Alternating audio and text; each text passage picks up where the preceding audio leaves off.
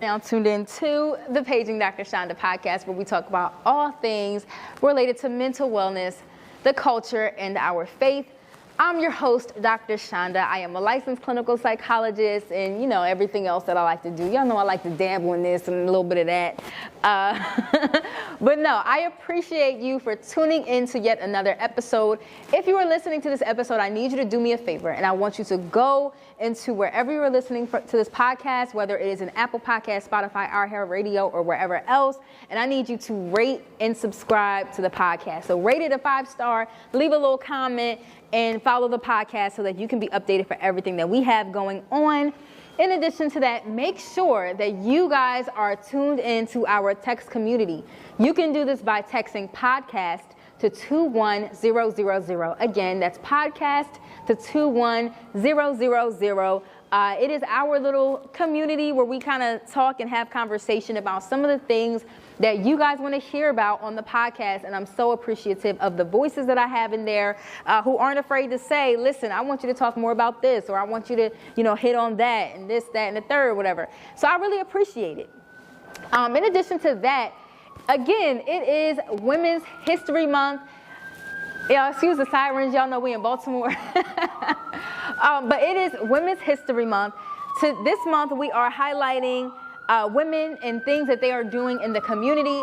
So I'm going to go ahead and they would kind of like pass by the street the moment I hit play. But we're going to highlight a woman who I admire in our Hot Off the Press segment. So y'all know our segment of Hot Off the Press, we are specifically talking about mental health in the news, what we can take from it and how we can interpret things from the lens of psychology. Because psychology is literally happening all day, every day around us. So it's just a matter of knowing how to conceptualize it and view it from that lens. So I want to highlight a woman making history. Y'all know, friend of the pod, my homegirl, Dr. Afia. She is no stranger to the Paging Dr. Chanda podcast. Y'all know she's been here. She's talked about her work with psychotherapy.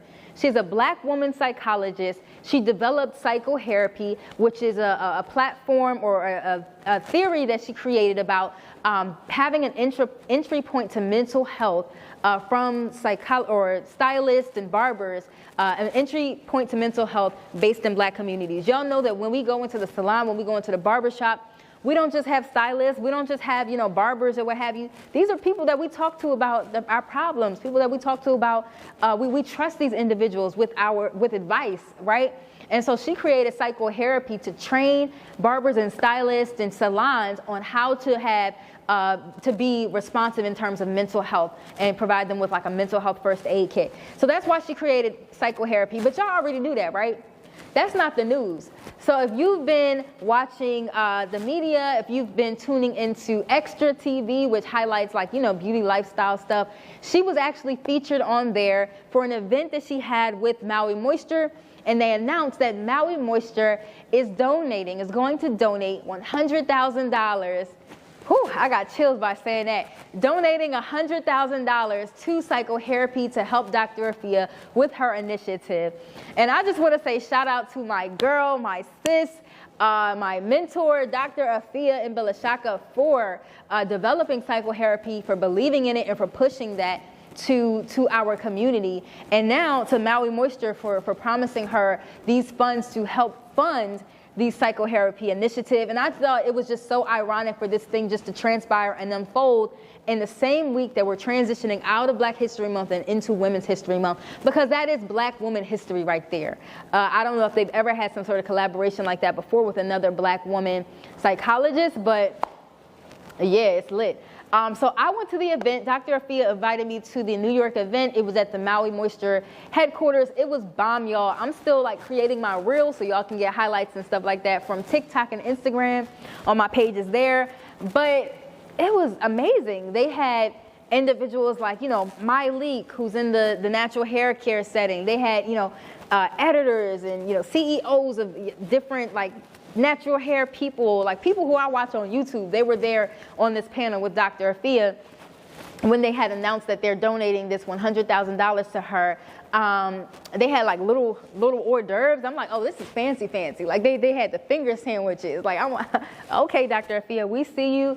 The colors were amazing. Like everything was vibrant and gorgeous. Like everything looked so bomb. I'm so proud of my friend, and it really just shows how, and something that I always drive to my students whenever I'm teaching, I drive to people who want to be in this profession.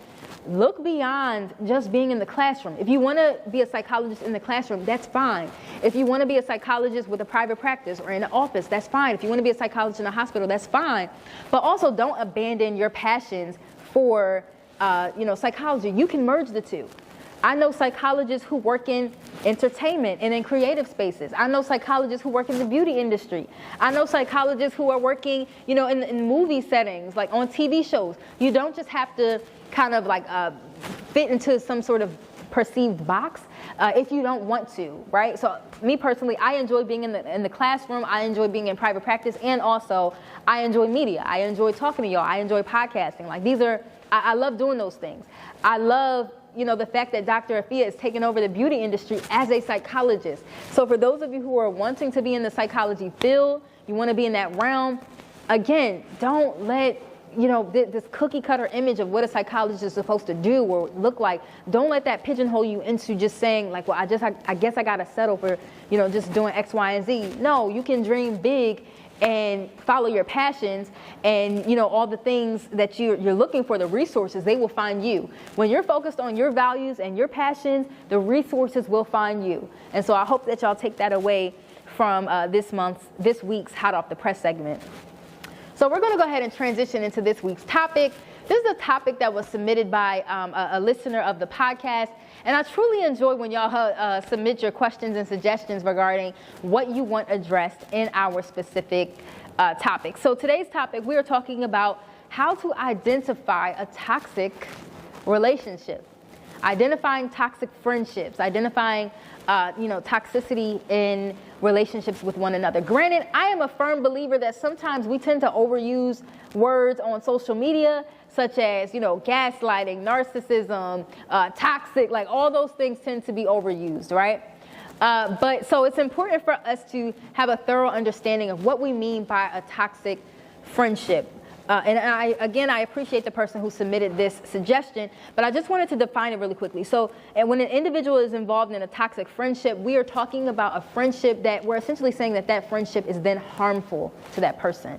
It's no longer, you can be in a relationship that's no longer serving you, but it's not toxic, if that makes sense. You can, have a longtime friend that you feel like the relationship is no longer reciprocal, but it doesn't mean it's toxic. If we're saying that a relationship is toxic, we are essentially talking about being in a harmful, detrimental relationship marked by conflict or negative patterns of interaction. Like we're talking about that when we say toxic friendships. So I just wanted to kind of lay that foundation so that we all can be aware of and be on the same page with what it means to be a toxic or to be in a toxic relationship. But just to kind of give you guys the background, looking at when doing some research on this specific topic, I found some significant research findings regarding what being in a toxic friendship can do to an individual. And granted, I've realized that we are in the era of social media where people think that doing research means you hit Google,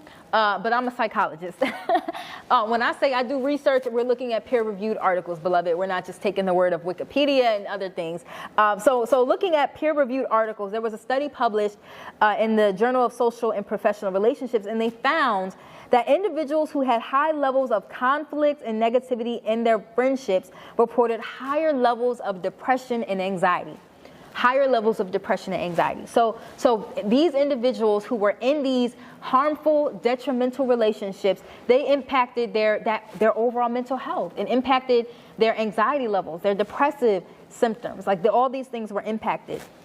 There was another study published in another journal, and they found that individuals who were in toxic friendships reported higher levels of stress and lower levels of life satisfaction. So not only did the toxic relationship impact that specific relationship, but it also impacted the individual's overall life satisfaction. how they were experiencing life overall was being impacted by the toxicity in this relationship. And this is why it is so important for us to audit our relationships. I am a firm believer that just because you have longevity in a relationship doesn't necessarily mean that it is a beneficial relationship. It doesn't mean that it is a helpful relationship. It doesn't mean that it is a healthy relationship. We have to constantly audit our relationships. Just like, April's coming up, we're going to be auditing, we're going through our expenses and going through taxes and business transactions. We have to go through our relational transactions too. Otherwise, we might be stuck in harmful, toxic relationships without even realizing it, because we have a tendency to normalize things simply because we find them just repetitive. It's something that we're used to. We tend to normalize things that we're used to. We tend to see things that are normalized as though it is adaptive, right? Just because I normalized it does not mean that it is adaptive. If you notice that that your relationships, your friendships are high in conflict, they're no longer serving you, then you are allowed to set boundaries with those individuals. You don't have to stay in those relationships. So some of you might be wondering, okay, we talked about how toxic relationships can impact you on a mental health level. Yeah, I kind of knew that already. But also, how do you identify if a relationship is toxic? Friend, I am so glad you asked that, because that is something that we need to review today, okay? So go ahead, take out your pens and your notebooks. Class is in session. So thinking about toxic relationships, toxic friendships, and what that means to us, of course, it can be challenging to identify, okay, what's toxic versus what's just, that's just my friend, or, that's just how they are. That's just their personality, right? We tend to say that about a lot of people. Oh, that's just how that person is. That's just how they are. But here's how we can identify if a friendship is toxic. And this is according to the research published in the Journal of Social and Personal Relationships. So according to this article, it says that one of the signs of a toxic friendship is feeling drained after spending time with that friend. Feeling drained after spending time with that friend. Now, granted, we all have to be mindful that it may not always be our friends that makes us feel drained, right? I always say to my friends, listen, y'all, if we going out the country, we're going on vacation, I'm good after 3 to 4 days. After that, I'm going back to the States. I'm going back home. Only because I know that my social battery gets drained after about a good 3 days of group activities. After that, I'm good. And it has nothing to do with my friends. They're great. They're, fun. They're, we can relax together. That's great. But I know my social battery, and it don't be there all the time.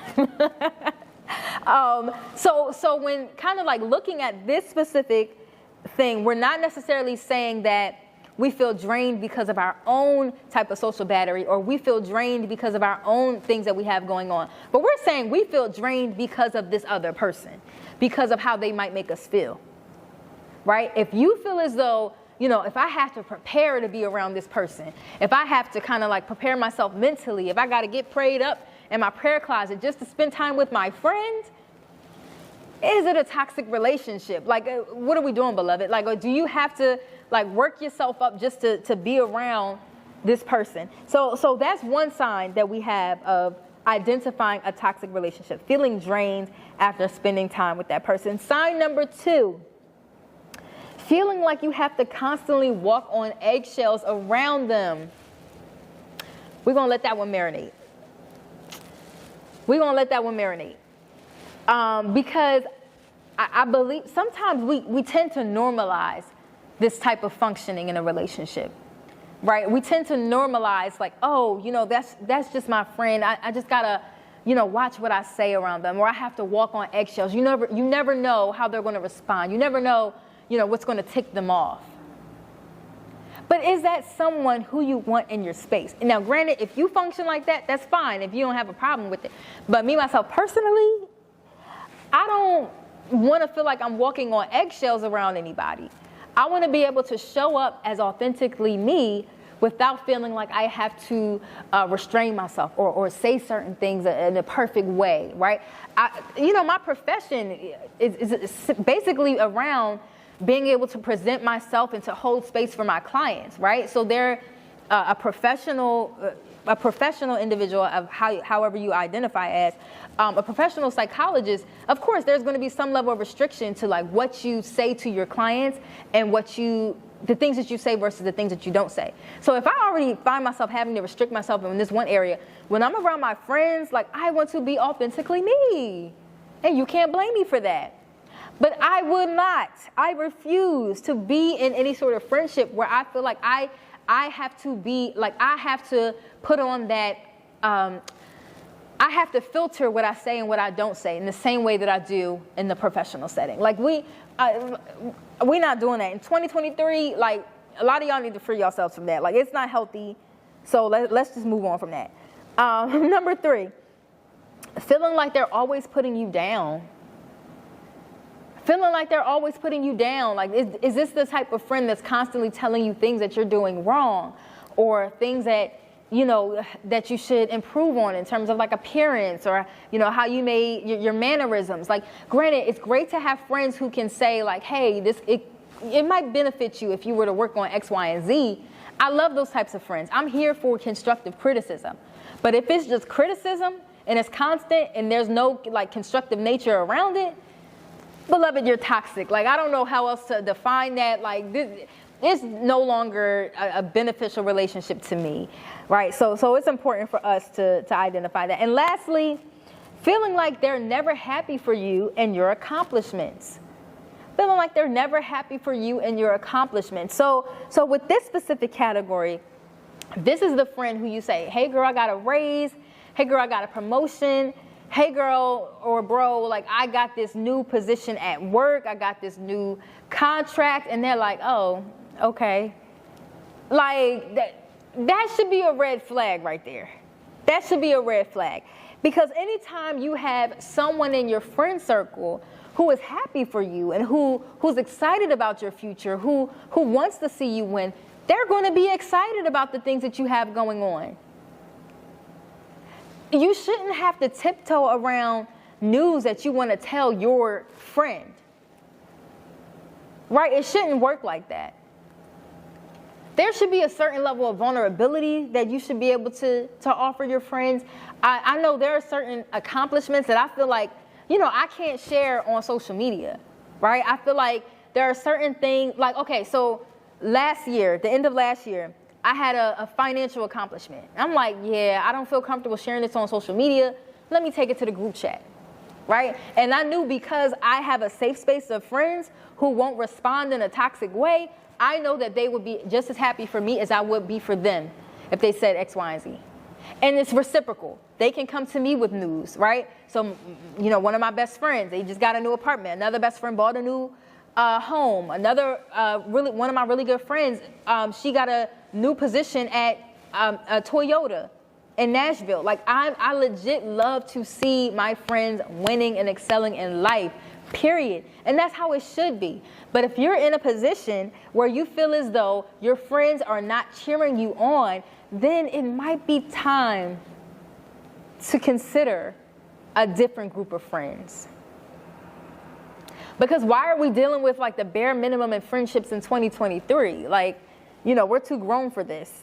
We're too grown for this. So if you went through these signs, and I'm gonna just review them just for the sake of understanding and clarity. So some of the signs of a toxic friend include feeling drained after you spend time with them, feeling like you have to constantly walk on eggshells, and feeling like they're always putting you down, and they're never happy for your accomplishments. Again, we got this from the Journal of Social and Personal Relationships.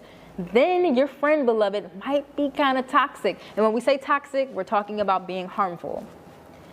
And then that's when we need to start learning and identifying ways to set boundaries or ending relationships with toxic friends.